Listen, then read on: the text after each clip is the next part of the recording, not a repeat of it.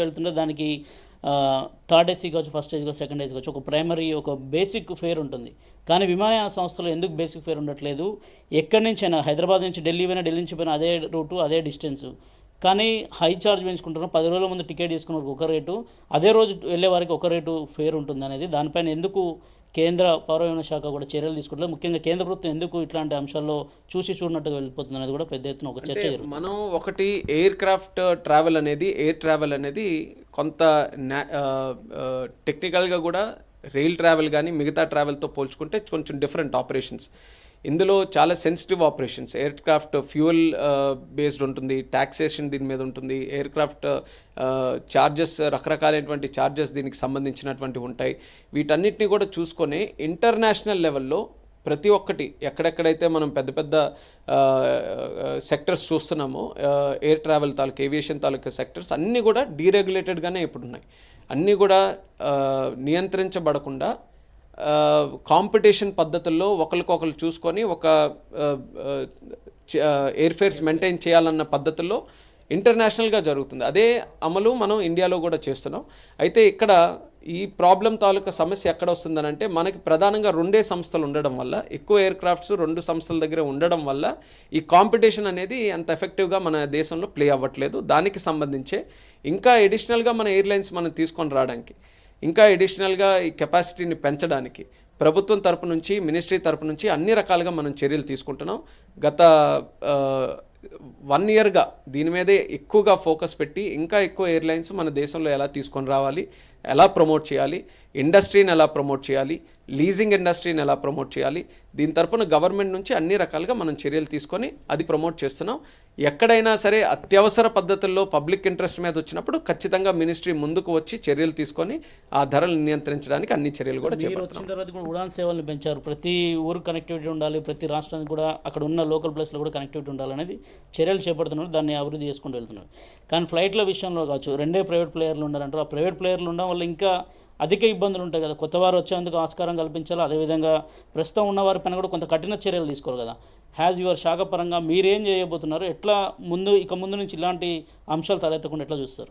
So ABN పరంగా కూడా అందరికీ తెలియజేస్తున్నాను, ఇందులో గవర్నమెంట్ నుంచి ఎక్కడ రెస్ట్రిక్షన్ లేదు కొత్త వాళ్ళు రానివ్వకుండా. కానీ అలాగే ఉన్న వాళ్ళు ఎవరికి రానివ్వకుండా చేయడానికి కూడా ఎక్కడ వాళ్ళకి అవకాశం లేదు. ఎందుకనంటే మేమే ప్రొయాక్టివ్గా చెప్తున్నాం, ఇంకా ఎక్కువ మంది ఇందులోకి రావాలి, ప్రైవేట్ ప్లేయర్స్ రావాలి, కొత్తగా అవకాశం ఉంటే ఏవియేషన్లో కూడా ఒక ఎయిర్లైన్ స్టార్ట్ చేయండి అని.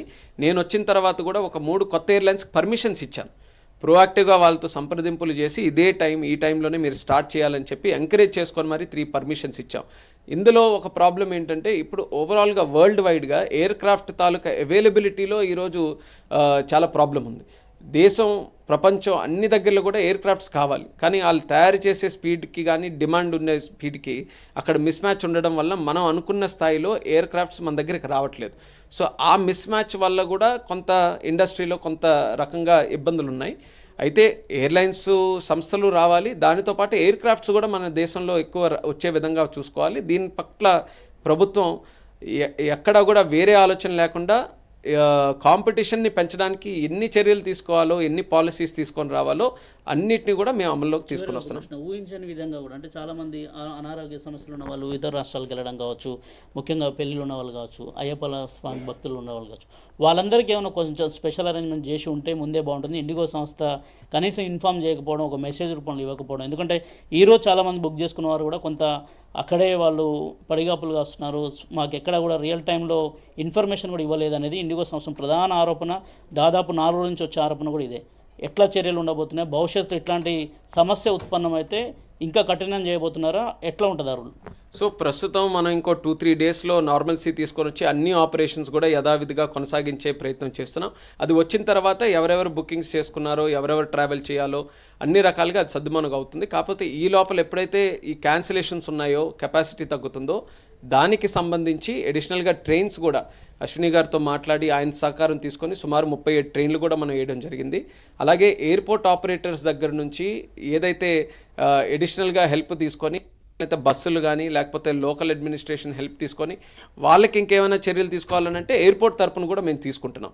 సో అందరి దగ్గర కూడా సమిష్టిగా ఈ యొక్క ప్రాబ్లమ్ని అడ్రస్ చేయడానికి అందరి స్టేక్ హోల్డర్స్ను కూడా పిలిపించి అన్ని విధాలుగా సొల్యూషన్ ఓరియంటెడ్ అప్రోచ్తో ఈ 3-4 డేస్ ఏదైతే మనం ఈ సంక్షోభం చూస్తున్నామో ఇందులో ఎఫెక్ట్ అయిన వారికే ఇమీడియట్గా మనం ఊరట కల్పించడానికి చర్యలు తీసుకుంటున్నాం.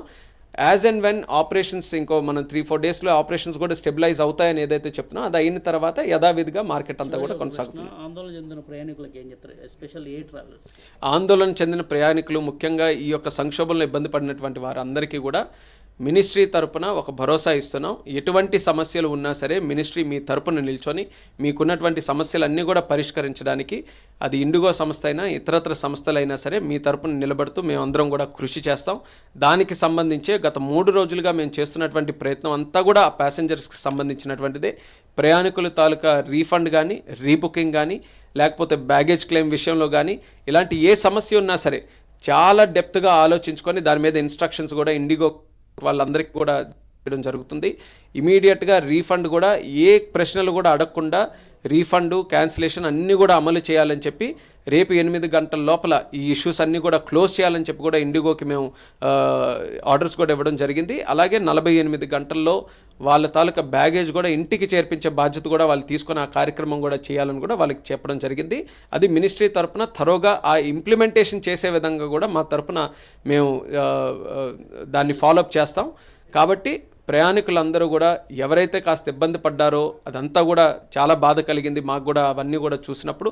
కానీ ప్రభుత్వం తరపున అన్ని రకాలైనటువంటి చర్యలు తీసుకొని అలాగే ఎంక్వైరీని కూడా చేసి ఎవరైతే ఇంత సంక్షోభానికి గురి చేసినటువంటి వ్యక్తులు ఎవరైతే ఉన్నారో సంస్థలో ఎవరైతే బాధ్యులు ఉన్నారో వాళ్ళను కూడా మేము కఠినమైనటువంటి చర్యలు తీసుకుంటాం. Thank you very much. ఇది కేంద్ర పౌర విమానయాన శాఖ మంత్రి రామ్మోహన్ గారు చెప్పేది. ఓవరాల్గా ఎక్కడైతే ప్రయాణికులు ఇబ్బందులు ఎదుర్కొరో వారికి సంబంధించిన విషయంలో కేంద్ర మంత్రిత్వ శాఖ ఎప్పటికప్పుడు కూడా చర్యలు చేపడుతుంది. ముఖ్యంగా రిఫండ్ విషయంలో రేపు సాయంత్రం అంటే రేపు రాత్రి వరకే రిఫండ్ని పూర్తిగా